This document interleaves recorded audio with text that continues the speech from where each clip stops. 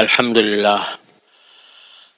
لله رب العالمين والصلاة والسلام على رسوله الكريم وعلى آله وأصحابه أجمعين وعلى كل من تبعهم بإحسان إلى يوم الدين. أما بعد، فأعوذ بالله من الشيطان الرجيم. بسم الله الرحمن الرحيم. يا أيها الذين آمنوا اتقوا الله وكونوا مع الصادقين. صدق اللہ العظیم. میرے محترم بھائیو اور دوستو، السلام علیکم ورحمۃ اللہ وبرکاتہ.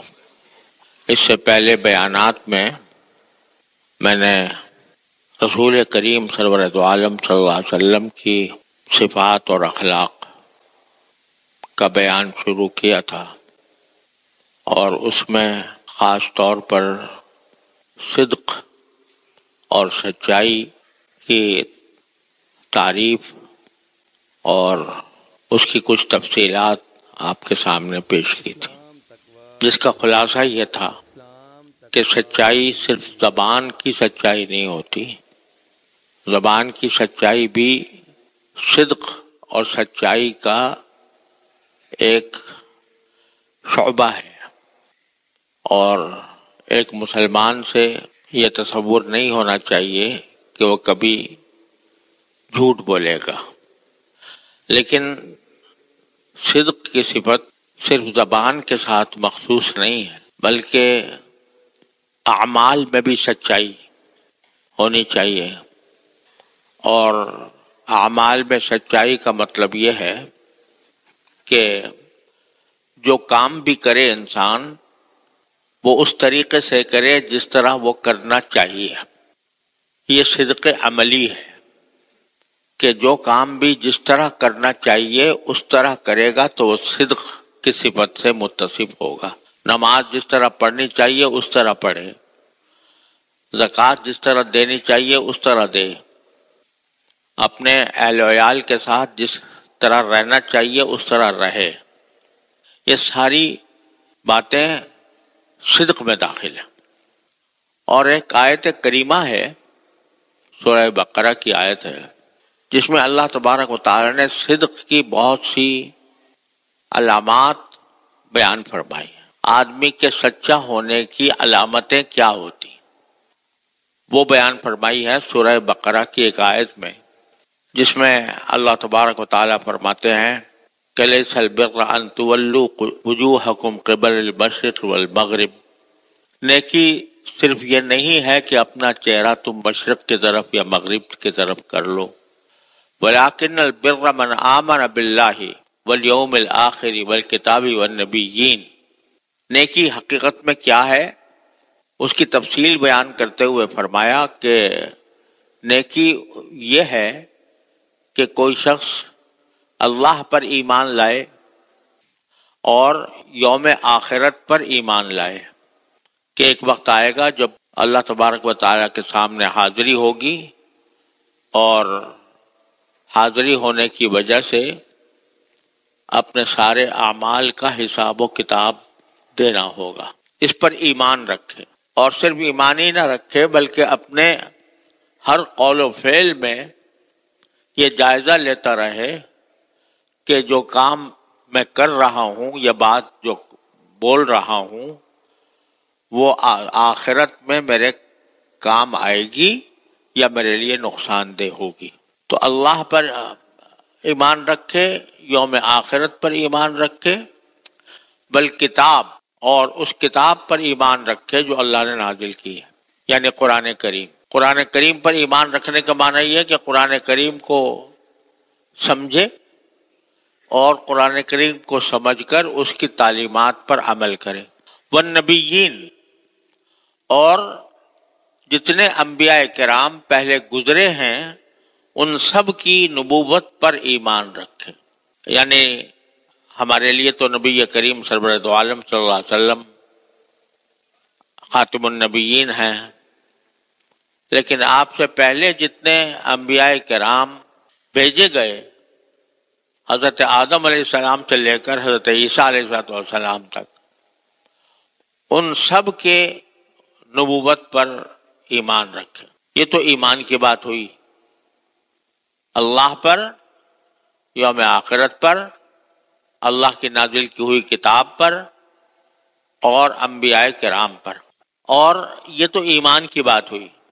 اور عمل کی بات یہ ہے کہ وَآتَ الْمَالَ عَلَى حُبِّهِ ذَوِي الْقُرْبَى وَالْيَتَامَى وَالْمَسَاكِينِ وَابْنِ السَّبِيلِ وَالسَّائِلِينَ وَفِي الرِّقَابِ، کہ اللہ تبارک و تعالی نے جو مال عطا فرمایا ہے کسی بھی شخص کو جتنا بھی مال ہو، اس مال سے محبت ہوتی ہے انسان کو، اور محبت اپنی ضروریات کو پورے کرنے کے لیے اگر محبت ہے تو کوئی مذموم بھی نہیں ہے۔ لیکن قرآن کریم یہ فرماتا ہے کہ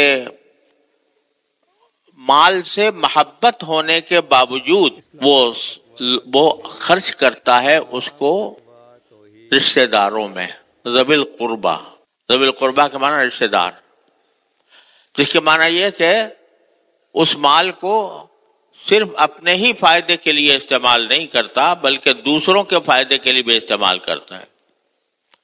اور دوسرے کون ہیں؟ ایک ذوی القربہ یعنی رشتہ دار۔ اس سے معلوم ہوا کہ انسان کو اپنے رشتہ داروں کا بھی خیال کرنا اس کے سچائی کے لیے، سچے مسلمان ہونے کے لیے ضروری ہے۔ آپ دیکھتے ہیں کہ آپ کے رشتہ داروں میں کوئی شخص ہے کہ جو ضرورت مند ہے تو اس کے لیے اپنا مال صرف کرنا، مال خرچ کرنا، اس کو مال دے دینا، یہ وہ صفت ہے جس کو قرآن کریم بیان فرما رہا ہے کہ یہ نیکی کی بڑی اعلیٰ درجے کی صفت ہے کہ رشتہ داروں کو مال دیا جائے۔ اور یہ سمجھ لیں کہ یہاں پر مال دینا زکوٰۃ کا ذکر نہیں ہے، زکوٰۃ کا ذکر آگے آ رہا ہے، زکوٰۃ کا ذکر تو آگے آنے والا ہے۔ اس سے پہلے ذکر ہے کہ مال انسان دے، باوجود کہ انسان کے دل میں مال کی محبت ہوتی ہے، لیکن اس محبت کا تقاضا تو یہ ہوتا ہے کہ آدمی اپنے پاس رکھے جوڑ جوڑ کر، لیکن اس محبت کے باوجود وہ مال دیتا ہے ذوی القربہ کو یعنی رشتہ داروں کو، اور بالیتامہ یتیموں کو، اور مساکین کو۔ مساکین وہ لوگ جن کے پاس مال نہیں ہے ان کو دیتا ہے۔ ذامہ مساکین وابن السبیل، اور مسافروں کو، یعنی جو سفر کی حالت میں ہیں اور اگرچہ ان کے گھروں پر ان کے پاس مال ہو لیکن سفر کی حالت میں وہ تنگ دستی کا شکار ہیں تو ان کو دیتا ہے۔ والسائلین، اور سوال کرنے والوں کو۔ پہلے جن کا ذکر ہے وہ تو سوال کے بغیر آدمی خود دیکھے کہ میرے رشتہ داروں میں کون ہے جس کو مجھے کچھ دینا چاہیے، خود دیکھے، ان کے سوال کرنے کا انتظار نہ کرے۔ یتیموں کو خود دے، خود دیکھے کون یتیم ہے، کون ضرورت مند ہے، اس کو دے۔ اور مساکین کو خود دیکھے کون مسکین ہے، اس کو دے۔ اور مسافروں میں کون ضرورت مند ہے اس کو دے۔ یہ تو خود دیکھ کرتے ہیں۔ آگے فرمائے والسائلین، جو سوال کرنے والے ہیں، یعنی یہ پچھلے جو باتیں بیان کی وہ تو کسی کے سوال پر موقوف نہیں ہے، خود سے انسان سوچ سمجھ کر دے۔ اور سائلین وہ ہیں جو سوال کریں، کوئی شخص آ کر اپنی ضرورت کے لیے سوال کرتا ہے تو اس کو دیں۔ اب یہاں یہ تفصیل ہے تھوڑی سی کہ سائلین اگر ایسے ہیں جو واقعی ضرورت مند ہیں، مستحق ہیں، ان کو دینا تو بڑی فضیلت کا کام ہے۔ لیکن اگر پیشہ ور قسم کے سائل ہیں، یعنی حقیقت میں ان کو ضرورت نہیں ہوتی پھر بھی بھیک مانگنے کو اپنا پیشہ انہوں نے بنا رکھا ہے، تو بھیک مانگنے کو جو اس نے پیشہ بنا رکھا ہو اس کو دینا بھی جب دونا درست نہیں ہے، کیونکہ اس سے اس کے گناہ کی ہمت افزائی ہوگی۔ حدیث میں رسول کریم صلی اللہ علیہ وسلم کا ارشاد ہے کہ جس شخص کے پاس ایک دن ایک رات کی کے کھانے کا سامان موجود ہو اس کو مانگنا جائز نہیں۔ یہ بہت اہم مسئلہ ہے کہ جس شخص کے پاس ایک دن ایک رات کا کھانا موجود ہو اور اتنا اس کو اطمینان ہو کہ بھئی آج کے دن میں اپنا پیٹ بھر سکوں گا، تو اس کے لیے سوال کرنا جائز نہیں۔ سوال کرنا اس شخص کے لیے جائز ہوتا ہے جس کے پاس ایک دن ایک رات کے بھی کھانے کا انتظام نہ ہو۔ یہاں سائلین سے مراد وہ لوگ ہیں، وہ سوال کرنے والے جن کو سوال کرنے کا حق ہے، اور وہ ہیں جن کے پاس ایک دن ایک رات کا کھانا بھی موجود نہ ہو، ان کو دینا۔ اس سے پہلے جتنی ذکر ہوا رشتہ داروں کا اور یتیموں کا، مسکینوں کا، مسافروں کا، وہ تو ان کے سوال کے بغیر ان کو دے، اور سائلین وہ ہیں کہ جن کو سوال کرنے کی شرعاً اجازت ہے، جن کے پاس ایک دن ایک رات کا بھی کھانے کا انتظام نہیں ہے، تو وہ اگر سوال کریں تو ان سوال کرنے والوں کو دو۔ اور فقہاء کرام نے یہ فرمایا کہ اگر کسی شخص کے بارے میں یقینی طور سے معلوم ہے کہ یہ پیشہ ور ہے اور اس کے لیے سوال کرنا جائز نہیں، تو اس کو دینا بھی جائز نہیں۔ ہاں اگر کسی کے بارے میں پتہ نہیں ہے، پتہ نہیں یہ حقیقت میں اس کے پاس ایک دن ایک رات کا کھانا موجود ہے یا نہیں ہے، اور وہ مانگ رہا ہے آپ کچھ دے دو تو اچھا ہے، لیکن جس کے بارے میں یقین کے ساتھ معلوم ہے کہ یہ اس کے لیے سوال کرنا شرعاً جائز نہیں تھا اور یہ مانگ رہا ہے، تو اس کو دینا جائز بھی نہیں ہے۔ لیکن جو واقعی مستحق ہیں اور سوال کر رہے ہیں ان کا ذکر ہو رہا ہے کہ ان کو دیتا ہے، باوجود ہے کہ مال کی محبت دل میں ہے، لیکن سوال کرنے والا آیا تو آپ نے اب مال کی محبت کے باوجود اس کو دے دیا۔ وفر رقاب، اور لوگوں کی گردنیں چھڑانے۔ پہلے زمانے میں غلام ہوا کرتے تھے، اور غلام کو بعض اوقات جو ان کا آقا ہوتا تھا وہ یہ کہہ دیتا تھا کہ اتنے پیسے لے کر آؤ گے تو ہم تمہیں آزاد کر دیں گے۔ اب اس کو بیچارے کے پاس اتنے پیسے نہیں ہوتے تھے، تو کہا گیا تھا کہ بھئی تم لوگوں کو جو غلام ہیں ان کو آزاد کرنے کے لیے ان کو پیسے دے دو تاکہ ان کی گردن چھوٹ جائے، غلامی سے چھوٹ جائے۔ اور بعد میں جب آج کل غلام نہیں ہے تو بعض مفسرین نے اس میں ان کو بھی داخل کیا ہے کہ کوئی ناحق قید ہو گیا ہے اور قید سے اس کو نکالنا ہے، تو یہ بھی گردن چھڑانے میں داخل ہے۔ وَآتَى الْمَالَ عَلَى حُبِّهِ ذَوِي الْقُرْبَى وَالْيَتَامَى وَالْمَسَاكِينَ وَابْنِ السَّبِيلِ وَالسَّائِلِينَ وَفِي الرِّقَابِ وَالْمُوفُونَ بِعَهْدِهِمْ إِذَا عَاهَدُوا۔ اور نیک لوگ وہ ہیں کہ جو جب کسی سے کوئی عہد کر لیتے ہیں تو اس عہد کو پورا کرتے ہیں۔ وَالْمُوفُونَ بِعَهْدِهِمْ إِذَا عَاهَدُوا، جو کوئی عہد کر لیا اس کو پورا کریں۔ جیسے مثال کے طور پر کسی حکومت کے اندر آپ گئے، کسی ملک میں گئے، اور اس ملک میں جاتے وقت ویزا آپ نے لیا،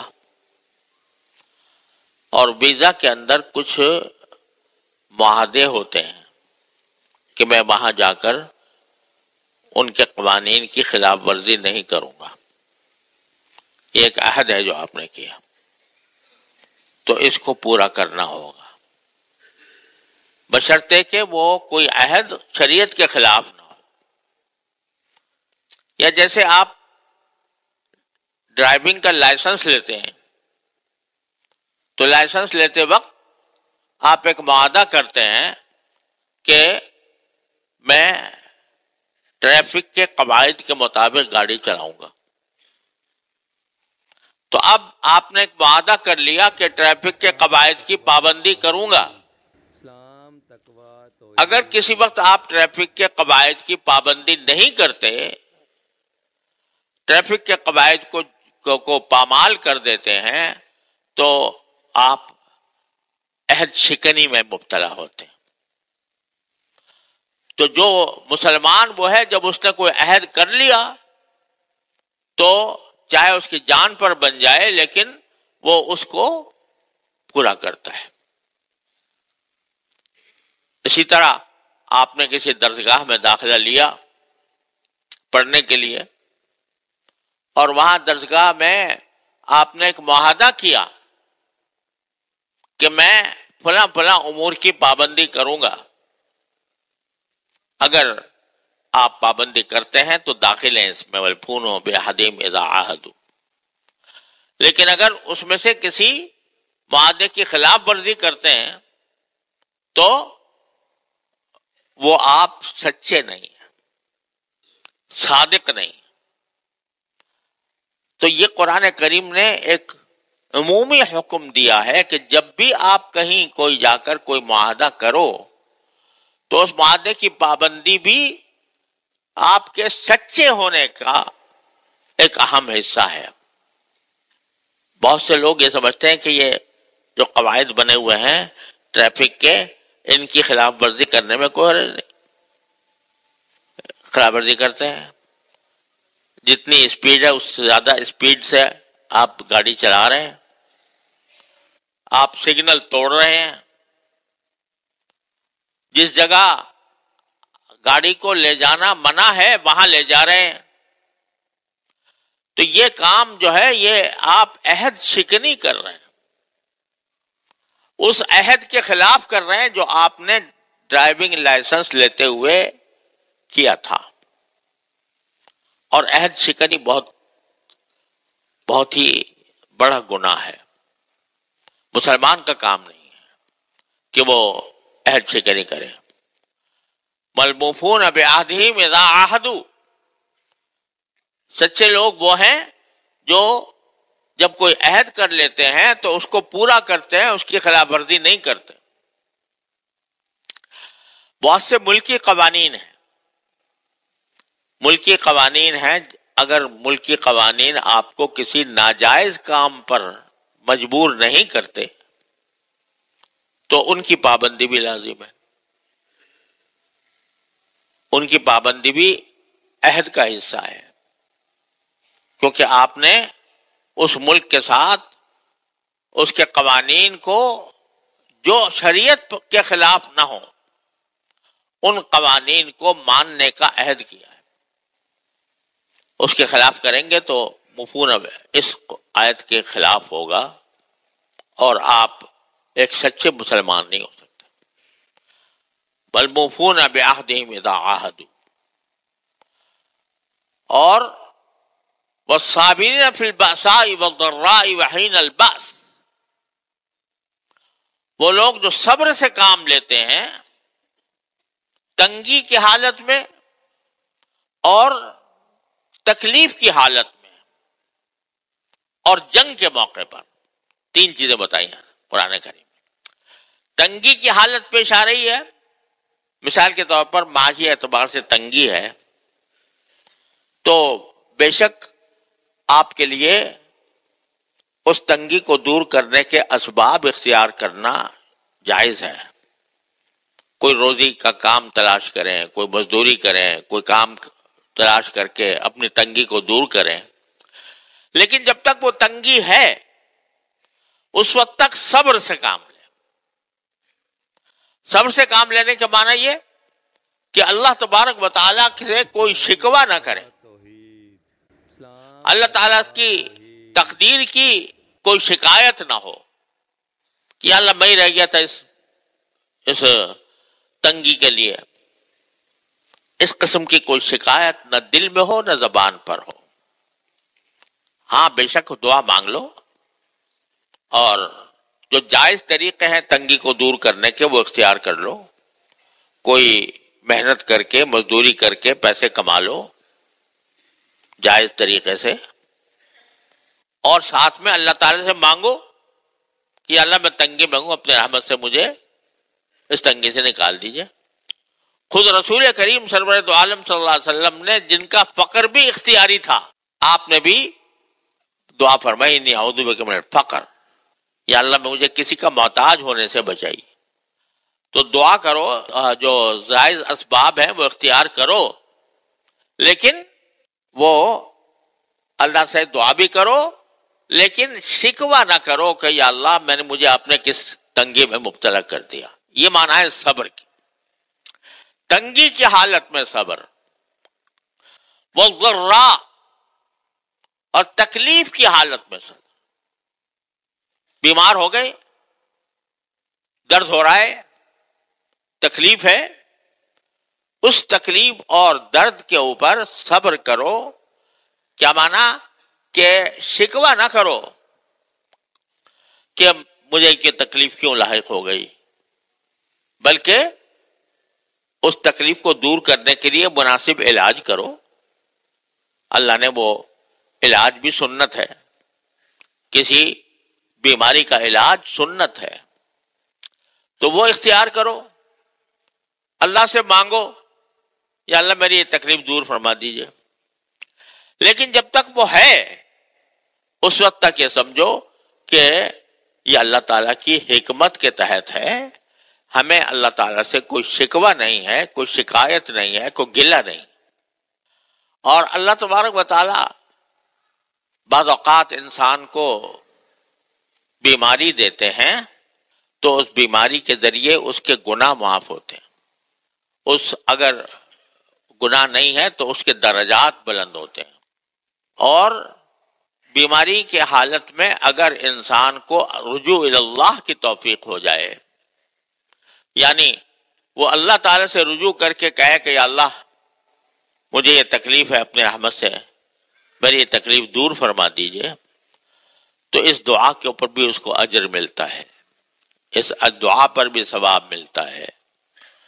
اور پھر جب اللہ تبارک و تعالی کی مشیت ہوتی ہے تو پھر وہ بیماری دور بھی ہو جاتی ہے.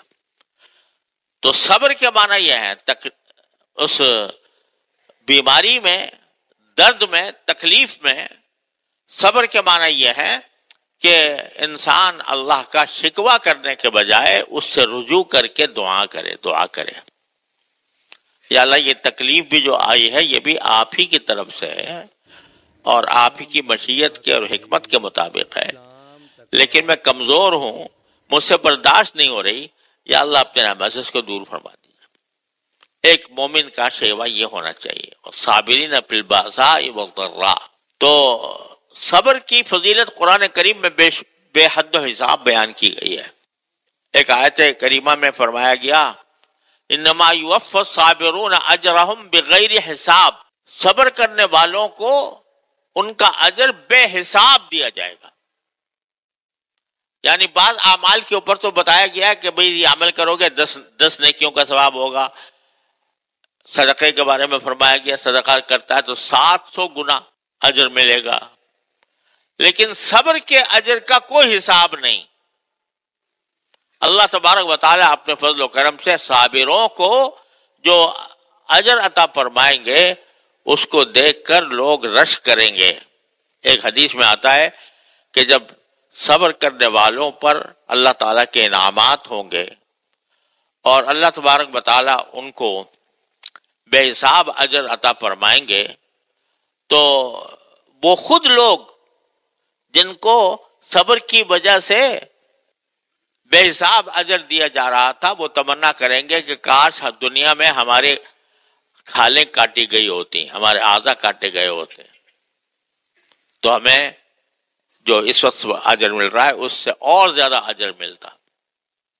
تو یہ تکلیف تو آنی جانی ہوتی ہے، لیکن اگر بندہ اس پر صبر سے کام لے اور صبر کا معنی یہ ہے کہ اللہ سے یہ کہے کہ یا اللہ جو کچھ ہے آپ کی مشیت ہے، آپ کی حکمت ہے، یہ بیماری بھی آپ نے کسی حکمت کی وجہ سے مجھے دی ہے، لیکن میں کمزور ہوں، مجھ سے برداشت نہیں ہو رہی، اے اللہ اپنے رحمت سے اس کو دور فرما دے۔ یہ صبر ہے، یہ صبر ہے۔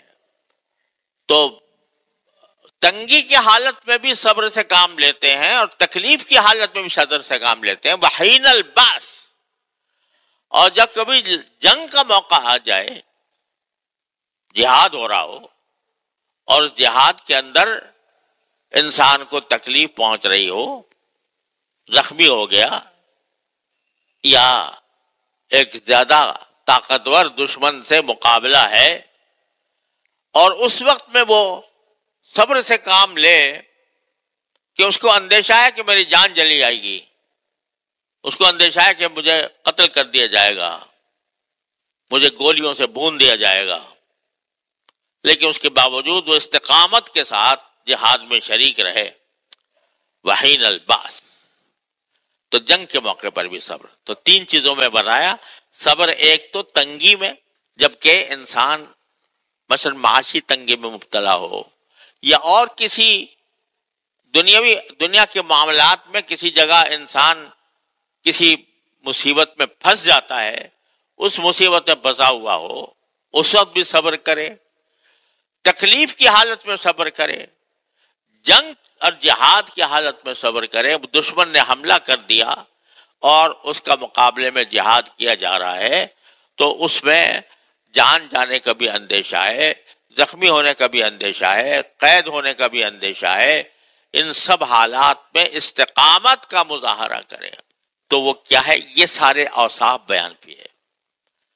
کیا پھر دوبارہ میں دہرا دیتا ہوں، ایمان باللہ، اللہ پر ایمان، آخرت پر ایمان، کتاب قرآن کریم پر ایمان، تمام انبیاء پر ایمان، اور مال کو باوجود مال کی محبت کے خرچ کرنا رشتہ داروں پر اور یتیموں پر، مسکینوں پر، سوال کرنے والوں پر، لوگوں کی گردنیں چھڑانے پر، اور جو کسی سے عہد کیا اس کو پورا کرنے والے، اور دکھ کی حالت میں اور پریشانی کی حالت میں صبر کرنے والے، اور جنگ کی حالت میں صبر کرنے والے۔ یہ ساری صفات قرآن نے بیان فرما کر پایا۔ اولئک الذین صدقوا، یہ ہیں وہ لوگ جن کے اندر صدق کی اور سچائی کی صفت پائی جاتی ہے۔ صادق وہ ہیں، اولئک الذین صدقوا واولئک هم المتقون، اور یہی لوگ ہیں جو متقی ہیں۔ تو یہ قرآن کریم نے صدق کی تفصیل بیان فرما دی۔ صدق اور سچائی کیا ہوتی؟ صدق اور سچائی، ایک مسلمان کی سچائی، ایک مسلمان کا سچا مسلمان ہونا ان اعمال کے اوپر موقوف ہے جو بیان فرمائے گئے۔ اللہ تبارک و تعالیٰ اپنے فضل و کرم، اپنے رحمت سے ہم سب کو یہ صفات عطا فرما دیں، اور صحیح معنی میں صادق اور صحیح معنی میں متقی بنا دیں۔ اللہ تبارک و تعالیٰ کے فضل و کرم سے کچھ بعید نہیں ہے کہ ہماری زندگیوں میں انقلاب آ جائے۔ ان آیات کریمہ کے طفیل اللہ تعالیٰ وہ انقلاب ہمارے زندگی میں پیدا فرما دے، سچے معنی میں مسلمان بنا دے۔ وآخر دعوانا الحمدللہ۔